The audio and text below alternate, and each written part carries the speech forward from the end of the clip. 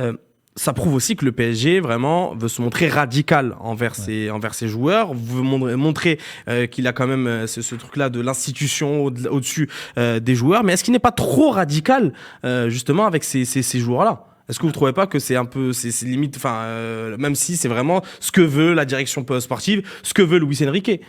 Après, ça, c'est pas le seul loft. Maintenant, c'est quelque chose qui devient de plus en plus commun dans le foot. On le voit de plus en plus. C'est dur d'un point de vue extérieur de voir ça, mais au moins, le PSG a installé son loft assez rapidement dans l'été. Et après, c'est aux joueurs de comprendre que ça peut arriver. Tu rentres plus dans les plans pour X ou Y raison. Autant se serrer la main et se libérer. Ouais, mais là, Maintenant, quand tu parles de Draxler ou de Wijnaldum, c'est un fait. Mais quand tu parles d'Mbappé, de Bien Neymar sûr. et de Verratti, Mais- c'est pas pareil quand même. Alors, Mbappé, c'est encore un truc à part où c'est des dossiers qui sont si uniques dans l'histoire du football. C'est des négociations, leur Amari, on sait que c'est un truc très particulier. Ouais.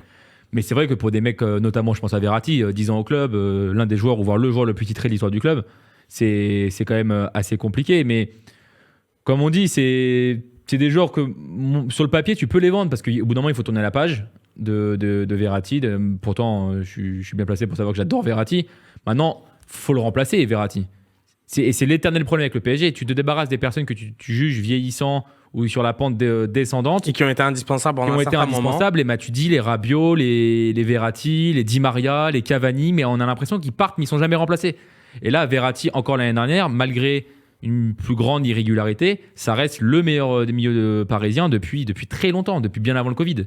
Depuis en fait le départ de Matuidi, Mota et Rabiot, il est quand même seul au monde, ce brave Marco. Mhm. Il y a eu beaucoup d'échecs, les Krikoviak, les Ganagay, il y a eu des envolées, on va dire sympas de certains milieux, mais un vrai milieu de classe mondiale. La Sanadjara aussi. De la Sanadja. C'est vraiment l'un des noms qui Maintenant, m'a Fabien revenu Ruiz, qui est un joueur que j'apprécie, mais c'est un bon remplaçant au PSG. C'est pas un mec qui doit être titulaire. Il est seul, et si Verratti il part demain, il faut être sûr d'avoir un Barella ou d'avoir un mec de classe mondiale, quoi, parce que là. Enfin, Val, le Verratti des 6 derniers mois de Paris, je pense que tu peux le mettre dans l'avion directement et tu peux l'envoyer directement en Arabie Saoudite. Oui. C'était une imposture. Oui, le niveau qu'il a eu précédemment, les années d'avant, là, à la fin, c'est presque un soulagement pour, à mon avis, certains supporters du PSG de le voir partir s'il reste à ce niveau-là. C'était plus possible, je veux dire. Il a coûté des buts. Bien sûr, il a fait beaucoup d'erreurs. Il a fait beaucoup d'erreurs. Je veux dire, à un Clairement. moment donné, c'est aussi peut-être ça. C'est peut-être ça aussi, ce changement à Paris. C'est qu'aujourd'hui, il n'y a plus personne. Ils ont souvent dit il n'y a personne au-dessus de l'institution. Bah là, c'est assez violent par contre. Hein. T'es passé de c'est la porte ouverte à n'importe quoi à c'est radical, t'es nul, t'es pas content, tac, tu pars, réserve loft. Mais en fait, ce que je suis en train de dire, c'est que je suis OK pour les vendre, mais je suis presque.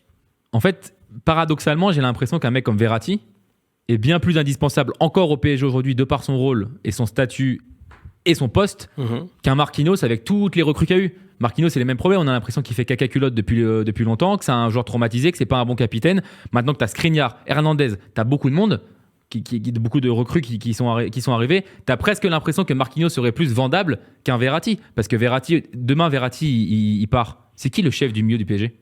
Ougarté ? C'est qui le chef aujourd'hui du milieu du PSG, Valentin? C'est qui le chef aujourd'hui? C'est Verratti. Non, pour le moment, pour moi, c'est Verratti. plutôt Danilo Pereira quand il joue au milieu, franchement. Ouais, mais je suis désolé. il a joue pas de joué moins en moins au milieu. Oui, de moins en moins oui, de bien problèmes. sûr, en défense, mais globalement, aujourd'hui, il est inutile. Donc, il est inutile et il coûte des points et des buts. Donc, moi, à un moment donné, c'est vrai qu'on peut se poser la question. Après, c'est toujours pareil. Il a été prolongé à chaque fois d'une année à une année. Il a des très confortables conditions salariales.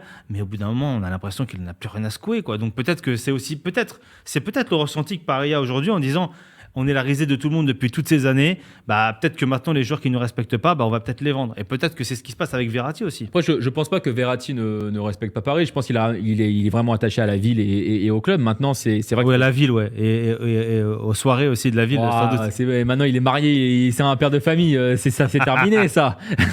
Il a dit j'arrête les clubs, c'est fini. Mais par contre, oui, non, ce que je dis, c'est que je peux admettre qu'il en est peut-être marre de la pression de Paris, de cette éternelle course à la Ligue des Champions qu'il n'a pas.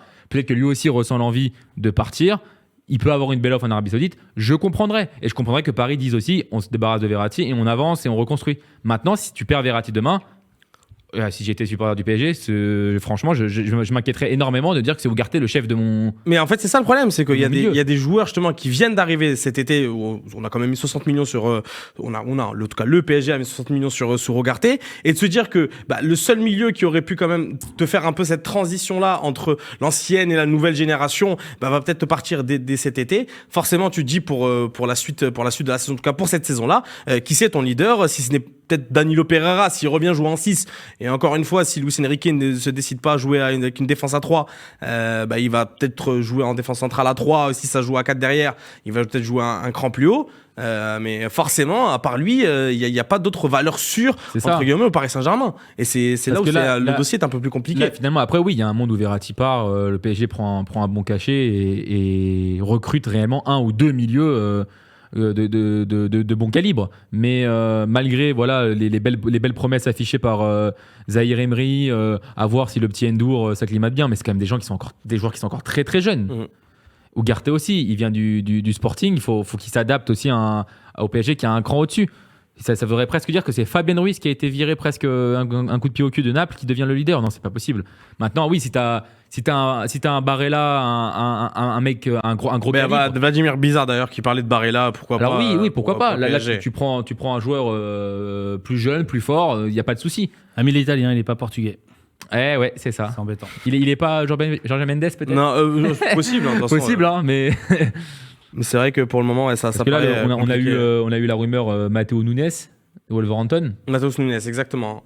Je suis pas sûr que ce soit exactement le même style et rôle que Verratti, mais c'est quand même un risque de remplacer Verratti par Nunes, quoi. Ouais. Tu vois.